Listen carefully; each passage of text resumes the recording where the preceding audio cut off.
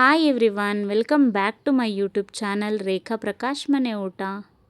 ಇವತ್ತಿನ ಈ ವಿಡಿಯೋದಲ್ಲಿ ಟೊಮ್ಯಾಟೊ ಖಾರ ಮಾಡೋದು ಹೇಗೆ ಅಂತ ನೋಡ್ಕೊಳ್ಳೋಣ. ತುಂಬ ರುಚಿಯಾಗಿರುತ್ತೆ. ಬಿಸಿ ಮುದ್ದೆ, ಬಿಸಿ ಅನ್ನ ಎಲ್ಲದಕ್ಕೂ ಚೆನ್ನಾಗಿರುತ್ತೆ. ರೊಟ್ಟಿ, ಚಪಾತಿ, ದೋಸೆ ಎಲ್ಲದ್ರ ಜೊತೆನೂ ಚೆನ್ನಾಗಿರುತ್ತೆ. ಇದೊಂಥರ ಗೋ ಟು ರೆಸಿಪಿ ನನಗೆ ನಮ್ಮ ಮನೇಲಿ. ಯಾಕೆ ಅಂತಂದರೆ ನನ್ನ ಹಸ್ಬೆಂಡ್ಗೆ ತುಂಬ ಫೇವ್ರೆಟ್ ರೆಸಿಪಿ ಇದು ಅಂತ ಹೇಳ್ಬೋದು. ಅದಕ್ಕೆ ನಾನು ಮೋಸ್ಟ್ ಆಫ್ ದ ಟೈಮ್ ಸಡನ್ನಾಗಿ ಏನಾದರೂ ಮಾಡಬೇಕು ಅಂದರೆ ಟೊಮ್ಯಾಟೊ ಖಾರ ಮಾಡ್ತಿರ್ತೀನಿ. ಸೊ ಬನ್ನಿ ಹಾಗಿದ್ರೆ ಹೇಗೆ ಮಾಡೋದು ಮತ್ತು ಏನೇನು ಇಂಗ್ರೀಡಿಯೆಂಟ್ಸ್ ಬೇಕು ಅಂತ ನೋಡ್ಕೊಳ್ಳೋಣ. ಮೊದಲಿಗೆ ಟೊಮ್ಯಾಟೊ ಬೇಕಾಗುತ್ತೆ. ನಾನಿಲ್ಲಿ 3 ಮೀಡಿಯಮ್ ಸೈಜ್ ಟೊಮ್ಯಾಟೊ ತೊಗೊಂಡಿದ್ದೀನಿ. ಜೊತೆಗೆ ಕೊತ್ತಂಬರಿ ಸೊಪ್ಪು, 1 ಈರುಳ್ಳಿ, ಖಾರಕ್ಕೆ ತಕ್ಕಷ್ಟು ಒಣಮೆಣಸಿನ್ಕಾಯಿ, ಸ್ವಲ್ಪ ಹುಣಸೆಹಣ್ಣು, ರುಚಿಗೆ ತಕ್ಕಷ್ಟು ಉಪ್ಪು, ಮೆಣಸು, ಜೀರಿಗೆ, ಬೆಳ್ಳುಳ್ಳಿ ಮತ್ತು ಒಗ್ಗರಣೆಗೆ ಎಣ್ಣೆ. ಇಷ್ಟು ಬೇಕಾಗಿರುವಂಥ ಇಂಗ್ರೀಡಿಯೆಂಟ್ಸು. ಮೊದಲಿಗೆ ನಾನೊಂದು ಫ್ರೈಯಿಂಗ್ ಪ್ಯಾನ್ನ ತೊಗೊಂಡಿದ್ದೀನಿ. ಅದಕ್ಕೆ ಸ್ವಲ್ಪ ಎಣ್ಣೆ ಹಾಕಿ ಬಿಸಿ ಆದ ನಂತರ ಒಣಮೆಣಸಿನ್ಕಾಯಿನ ಹಾಕಿ ಸ್ವಲ್ಪ ಫ್ರೈ ಮಾಡ್ಕೋತಾ ಇದ್ದೀನಿ.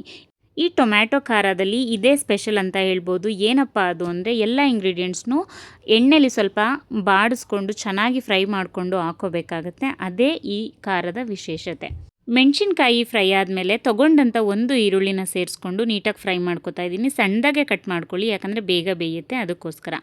ಅದಾದಮೇಲೆ 10ರಿಂದ 12 ಎಸ್ಳು ಬೆಳ್ಳುಳ್ಳಿನ ತೊಗೊಳ್ಳಿ. ಸಿಪ್ಪೆ ಬಿಡಿಸಿ ತೊಗೊಳ್ಳಿ, ಸಿಪ್ಪೆ ಸಮೇತ ತೊಗೊಳಕ್ಕೆ ಹೋಗಬೇಡಿ. ಅದನ್ನು ಇವಾಗ ಫ್ರೈಯಿಂಗ್ ಪ್ಯಾನ್ ಹಾಕ್ಕೊಂಡು ಲೈಟಾಗಿ ಫ್ರೈ ಮಾಡ್ಕೊಳ್ಳಿ. ಇದು 3 ಫ್ರೈ ಆದಮೇಲೆ ತೊಗೊಂಡಂಥ 3 ಟೊಮ್ಯಾಟೊನ ಸಣ್ಣದಾಗಿ ಕಟ್ ಮಾಡಿಕೊಂಡು ಫ್ರೈಯಿಂಗ್ ಪ್ಯಾನ್ಗೆ ಸೇರಿಸ್ಕೋಬೇಕಾಗತ್ತೆ. ಅದನ್ನು ನೀಟಾಗಿ ಫ್ರೈ ಮಾಡ್ಕೊಳ್ಬೇಕು. ಟೊಮ್ಯಾಟೊ ಚೆನ್ನಾಗಿ ಫ್ರೈ ಆಗೋದೇ ಟಾಸ್ಕ್ ಇದರಲ್ಲಿ. ಹೈ ಅಥವಾ ಮೀಡಿಯಮ್ ಫ್ಲೇಮಲ್ಲಿ ಇಟ್ಕೊಂಡು ಬೇಯಿಸ್ಕೊಂಡ್ರೆ ಟೊಮ್ಯಾಟೊ ಚೆನ್ನಾಗಿ ಬೇಯುತ್ತೆ. ನೀವು ಬೇಕಾದರೆ ಲಿಡ್ನ ಕ್ಲೋಸ್ ಮಾಡಿನೂ ಸಹ ಬೇಯಿಸ್ಕೋಬೋದು. ನಾನು ಟೊಮ್ಯಾಟೊ ಸಾಫ್ಟ್ ಆಗೋವರೆಗೂ ಲಿಡ್ ಕ್ಲೋಸ್ ಮಾಡಿಬಿಟ್ಟೆ ಬೇಯಿಸ್ಕೊತೀನಿ.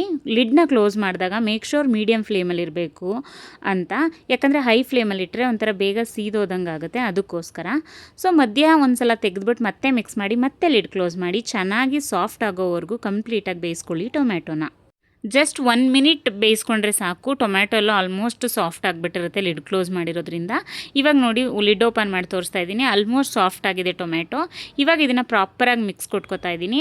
ಆಮೇಲೆ ಟೊಮ್ಯಾಟೊದು ಸಿಪ್ಪೆ ಎಲ್ಲ ಈ ಥರ ರಿಮೂವ್ ಮಾಡಿಬಿಡಿ, ಯಾಕಂದರೆ ಸ್ವಲ್ಪ ಡೈಜೆಷನ್ ಪ್ರಾಬ್ಲಮ್ ಆಗುತ್ತೆ ಸಿಪ್ಪೆ ಎಲ್ಲ ಜಾಸ್ತಿ ಹಾಕ್ಕೊಂಡ್ರೆ. ಆ್ಯಂಡ್ ಇದರಲ್ಲಿ ಟೊಮ್ಯಾಟೊ ಜಾಸ್ತಿ ಹಾಕ್ಕೊಂಡಿರ್ತೀವಲ್ವ, ಅದಕ್ಕೆ ತೆಗೆದುಬಿಡೋದೇ ಒಳ್ಳೆಯದು ಅಂತ ಹೇಳ್ತೀನಿ ನಾನು. ಸೊ ಇದನ್ನು ಕಂಪ್ಲೀಟಾಗಿ ತೆಗೆದಾದ್ಮೇಲೆ ಮತ್ತೆ ಅದಕ್ಕೆ ಮೀಡಿಯಮ್ ಫ್ಲೇಮಲ್ಲಿ ಇಟ್ಬಿಟ್ಟು ಉರಿನ ಮೆಣಸು, ಜೀರಿಗೆ, ರುಚಿಗೆ ತಕ್ಕಷ್ಟು ಉಪ್ಪನ್ನ ಹಾಕ್ಬಿಟ್ಟು ಮತ್ತೆ ಸುಮ್ಮನೆ ಬಾಡಿಸ್ಕೋಬೇಕು ಅಷ್ಟೇ. ಅದಾದಮೇಲೆ ಸ್ಟವ್ನ ಆಫ್ ಮಾಡ್ಕೊಂಬಿಡಬೇಕು. ಆಫ್ ಮಾಡ್ಕೊಂಡಾದಮೇಲೆ ಕೊತ್ತಂಬರಿ ಸೊಪ್ಪನ್ನ ಹಾಕ್ಕೋಬೇಕಾಗತ್ತೆ. ನೀವು ಮೆಣಸು, ಜೀರಿಗೆ ಯಾವಾಗ ಹಾಕೋತಿರಲ್ವ ಆವಾಗಲೇ ಹುಣಸೆಹಣ್ಣು ಹಾಕ್ಕೊಳ್ಳಿ. ಇವಾಗ ತಣ್ಣಗಾಗೋಕ್ಕೆ ಬಿಡಬೇಕಾಗುತ್ತೆ. ಈ ಟೊಮ್ಯಾಟೊ ಏನೆಲ್ಲ ಇಂಗ್ರೀಡಿಯೆಂಟ್ಸು ಫ್ರೈ ಮಾಡಿದ್ವಲ್ಲ ಅದನ್ನು ಕಂಪ್ಲೀಟಾಗಿ ತಣ್ಣಗಾಗೋಕ್ಕೆ ಬಿಡಬೇಕು. ತಣ್ಣಗಾದ್ಮೇಲೆ ನಾವು ಒಂದು ಮಿಕ್ಸಿ ಜಾರ್ಗೆ ಹಾಕ್ಕೊಂಡು ನುಣ್ಣಗೆ ರುಬ್ಕೋಬೇಕಾಗುತ್ತೆ. ನಿಜವಾಗ್ಲೂ ಈ ಟೊಮ್ಯಾಟೊ ಖಾರ ಎಷ್ಟು ಚೆನ್ನಾಗಿರುತ್ತೆ ಅಂದರೆ ನೀವು ಯಾವ ರೆಸಿಪಿ ಜೊತೆ ಬೇಕಾದರೂ ತಿನ್ಬೋದು ಅಂತ ಹೇಳ್ತೀನಿ. ಇವಾಗ ನಾನು ಇದನ್ನು ಒಂದು ಸರ್ವಿಂಗ್ ಬೌಲ್ಗೆ ಟ್ರಾನ್ಸ್ಫರ್ ಮಾಡ್ಕೋತಾ ಇದ್ದೀನಿ. ನೋಡ್ತಾ ಇದ್ದೀರಲ್ವ ಎಷ್ಟು ನುಣ್ಣಗೆ ರುಬ್ಬಿದ್ದೀನಲ್ಲ, ಅದೇ ಥರ ನುಣ್ಣಗೆ ರುಬ್ಕೋಬೇಕಾಗತ್ತೆ. ನೀರೇನು ಹಾಕಿ ರುಬ್ಬೋ ನೆಸೆಸಿಟಿ ಇಲ್ಲ, ಯಾಕಂದರೆ ಟೊಮ್ಯಾಟೊದಲ್ಲೆಲ್ಲ ನೀರಿನಂಶ ಚೆನ್ನಾಗೇ ಇರುತ್ತೆ. ಸೊ ನೀಟಾಗಿ ಗ್ರೈಂಡ್ ಆಗುತ್ತೆ. ಇವಾಗ ಇದಕ್ಕೆ ಒಂದು ಒಗ್ಗರಣೆ ಕೊಟ್ಕೋಬೇಕಾಗುತ್ತೆ. ಅದಕ್ಕೆ ಒಂದು ಫ್ರೈಯಿಂಗ್ ಪ್ಯಾನ್ಗೆ ಸ್ವಲ್ಪ ಎಣ್ಣೆ ಹಾಕ್ಕೊಂಡು ಸ್ವಲ್ಪ ಜೀರಿಗೆ ಅಥವಾ ಒಣಮೆಣ್ಸಿನ್ಕಾಯಿನ ಹಾಕ್ಕೊಂಡು ನೀಟಾಗಿ ಸ್ವಲ್ಪ ಲೈಟಾಗಿ ಬಾಡಿಸ್ಕೊಂಡು ತಣ್ಣಗಾದ್ಮೇಲೆ ಸೇರಿಸ್ಕೋಬೇಕಾಗುತ್ತೆ. ನೀವು ಬೇಕಿದ್ರೆ ಸಾಸಿವೆ, ಕರಿಬೇವಿನ ಸೊಪ್ಪು ಏನಾದರೂ ಹಾಕ್ಕೋಬೋದು, ಇಲ್ಲದೇನೂ ಇರ್ಬೋದು. ಸೊ ಇವಾಗ ಅದನ್ನು ತಣ್ಣಗಾದ್ಮೇಲೆ ನಾನು ಚಟ್ನಿ ಜೊತೆ ಟ್ರಾನ್ಸ್ಫರ್ ಮಾಡ್ತಾಯಿದ್ದೀನಿ ಈ ಥರ. ಇವಾಗ ರೆಡಿ ಆಯಿತು ರುಚಿಯಾಗಿರುವಂಥ ಟೊಮ್ಯಾಟೊ ಖಾರ. ಇದು ಎಲ್ಲ ಡಿಶ್ ಜೊತೆ ಚೆನ್ನಾಗಿರುತ್ತೆ, ನಾನು ಆಲ್ರೆಡಿ ಹೇಳಿದಾಗೆ. ಬಟ್ ಬಿಸಿ ಮುದ್ದೆ ಜೊತೆ ಸುಮ್ಮನೆ ಈ ಖಾರನ ತಟ್ಕೊಂಡು ಊಟ ಮಾಡ್ತಿದ್ರೆ 1 ಮುದ್ದೆ ತಿನ್ನೋರು 1.5 ಮುದ್ದೆ ತಿನ್ನೋದಂತೂ ಗ್ಯಾರಂಟಿ. ಸೊ ಇದಾಗಿತ್ತು ಇವತ್ತಿನ ಸ್ಪೆಷಲ್ ರೆಸಿಪಿ. ಯಾರೆಲ್ಲ ನನ್ನ ಚಾನಲ್ನ ಇನ್ನೂ ಸಬ್ಸ್ಕ್ರೈಬ್ ಮಾಡ್ಕೊಳ್ಳೋದಲ್ಲೇ ನೋಡ್ತಾ ಇದ್ದೀರಾ, ಪ್ಲೀಸ್ ಒಂದು ಸಬ್ಸ್ಕ್ರೈಬ್ ಮಾಡ್ಕೊಂಡು ನೋಡಿ. ಹಾಗೆ ಈ ವಿಡಿಯೋ ನಿಮ್ಗೆ ಇಷ್ಟ ಆಗಿದ್ರೆ ದಯವಿಟ್ಟು ಲೈಕ್ ಮಾಡಿ, ಶೇರ್ ಮಾಡಿ, ಹಾಗೆ ಕಾಮೆಂಟ್ ಮಾಡಿ. ರೆಸಿಪಿನ ನೀವು ಒಂದ್ಸಲ ಟ್ರೈ ಮಾಡಿ, ಖಂಡಿತ ನಿಮಗೂ ಇಷ್ಟ ಆಗುತ್ತೆ. Thank you so much.